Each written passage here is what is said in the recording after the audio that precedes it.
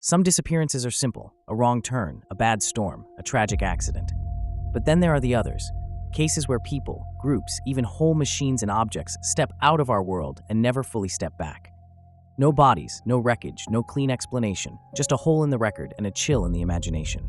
Tonight, every story ties back to one idea: vanished without a trace. Here's how TruLies works. You're about to hear 7 self-contained stories of baffling vanishings and impossible absences. Some come straight from police files, naval archives, and old newspaper clippings. Others are carefully crafted fabrications, built to sound just as convincing. In every episode, 4 are real-world mysteries, 3 are fictional. Your job is to decide which is which before the verdict's at the end. Keep score as you go, and drop your final tally in the comments. No rewinding, no peeking ahead. At least one of your instincts will betray you. 7 chapters tonight, each one slipping something or someone off the map. From lost journeys over open water to homes, roads, forests, and even museum shelves where things simply stop existing. As you listen, lock in your gut reaction to each case, even if it's just a hunch.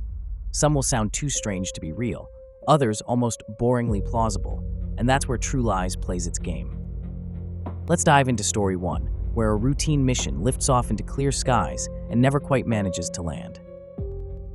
On a calm December afternoon in 1945, 5 TBM Avenger bombers of the U.S. Navy, Flight 19, roar into the sky from Fort Lauderdale for a simple training loop over the Atlantic, their young crews relaxed after a long war.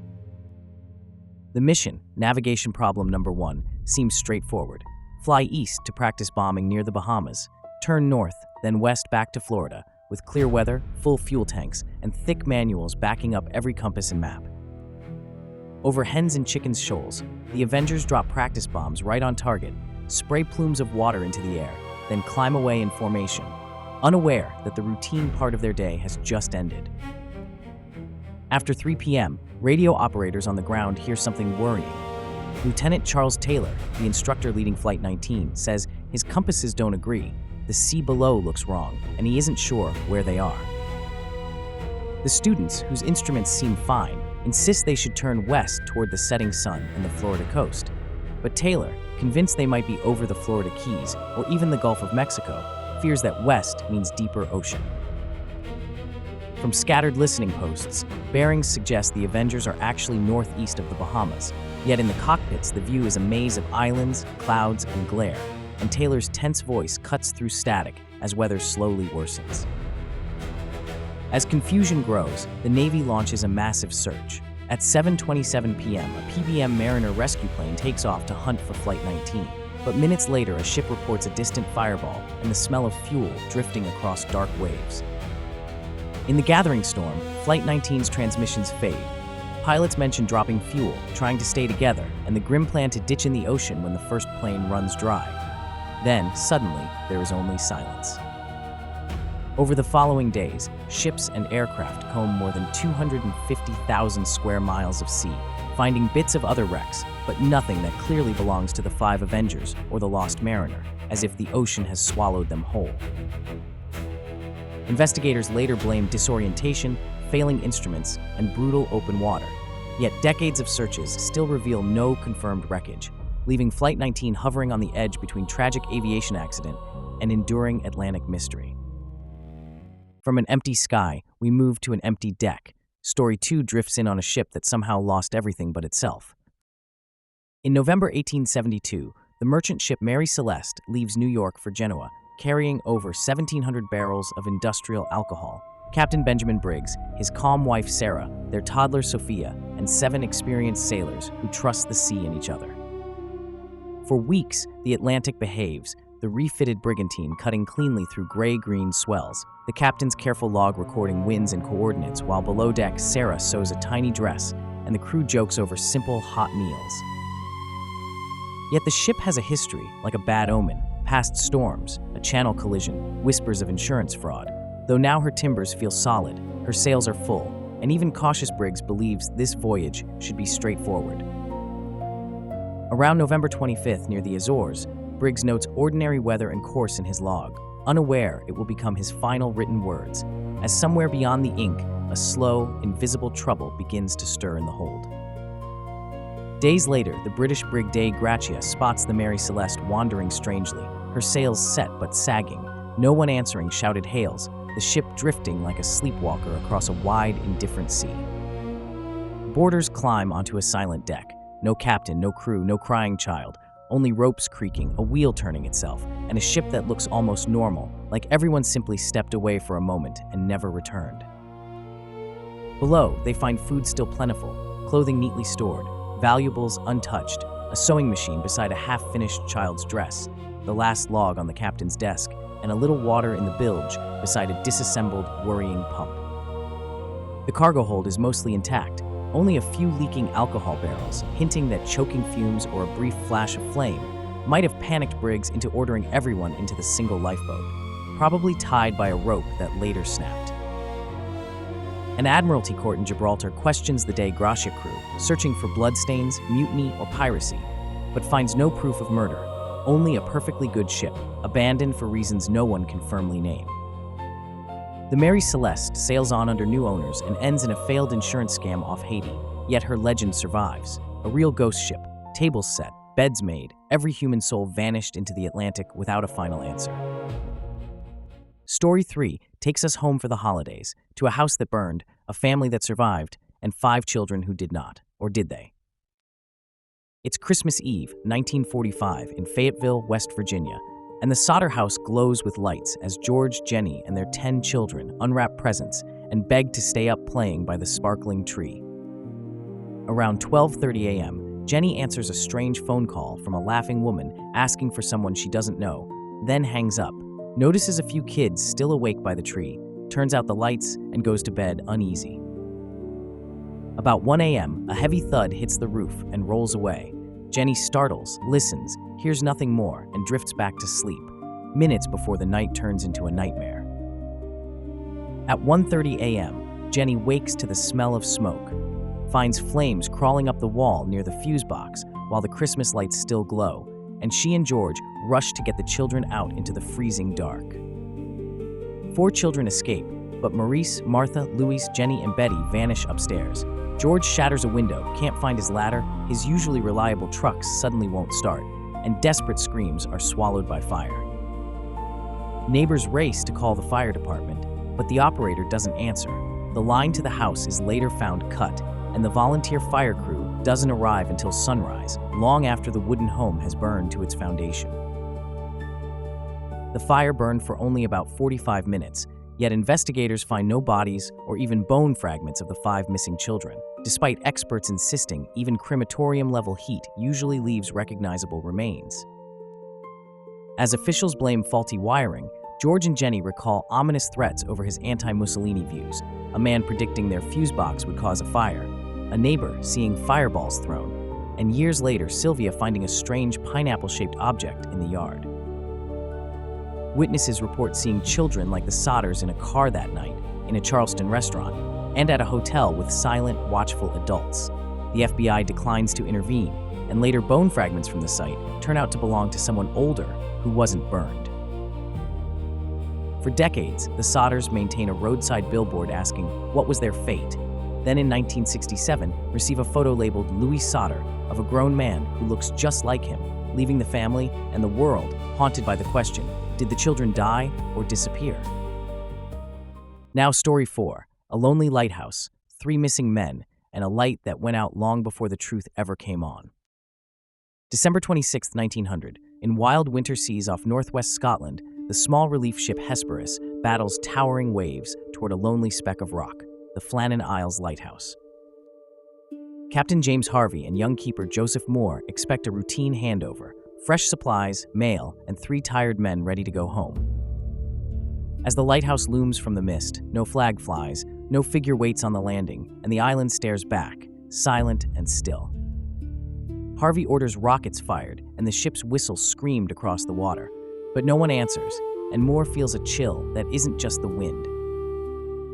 Climbing slick stone steps alone, Moore reaches the compound gate, shut and secured, then unlocks the lighthouse door and steps into a world frozen mid-breath.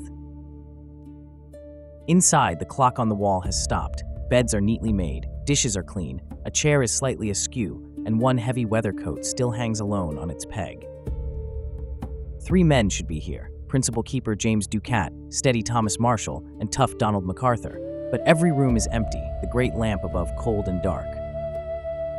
When weather finally lets a full team land on the west side, they find twisted iron railings, a smashed supply box high above the sea, ripped up railway tracks, and grass torn from the cliff edge. Investigators later say a violent storm and a rogue wave likely dragged all three into the ocean as they tried to secure equipment, yet nearby weather records show only ordinary winter gales. Over the years, rumors spread of murder, sea monsters, ghosts, and secret escapes, but the truth remains swallowed by the Atlantic. 3 men went to tend the light, and no one ever saw them again. For Story 5, we leave the sea behind and wait at a cold city curb for a night bus that may never pull into the station. On a freezing November night in the late 1990s, a small town west of Chicago waited for its lifeline home, the last city bus locals called Route 145, rolling out from downtown through mist and orange streetlight haze. That night, people at 3 different stops saw the same strange thing. The 145 arrived 10 minutes early, nearly empty, its interior lights flickering weakly as if the whole bus were tired of being awake. Each new passenger climbed into air colder than the street, breathing in the metallic smell of wet coins, while the driver, cap pulled low, lifted one quiet hand and never once met their eyes. A worn-out line cook reached the top step, felt the wrongness in his bones, glimpsed only a blank jaw under the brim, then stepped back to the sidewalk as the doors sighed shut and the 145 slid into the fog. A downtown traffic camera caught the bus at 1:07 a.m., perfectly normal, yet every camera and toll sensor after that showed nothing at all, as if 40 feet of steel had simply driven off the map.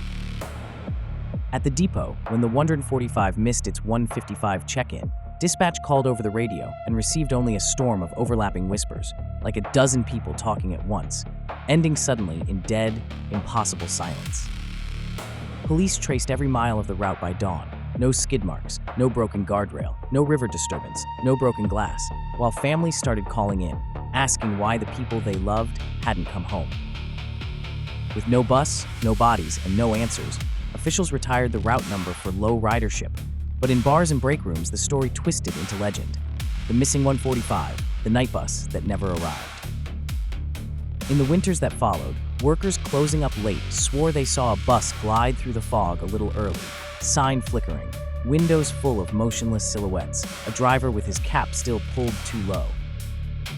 So if you're freezing at a lonely stop and a nearly empty bus drifts up ahead of schedule, lights gently stuttering, driver's face hidden in shadow, some people say, be patient. Let that one pass and wait for the next. Story 6 steps inside a quiet museum backroom where an object is safe, sealed, documented, and somehow still gone. In 2008, a quiet European city museum bought a strange private collection from an eccentric local historian who died alone, leaving behind dusty notes, faded photos, and one unsettling mystery buried in a heavy 19th century ledger.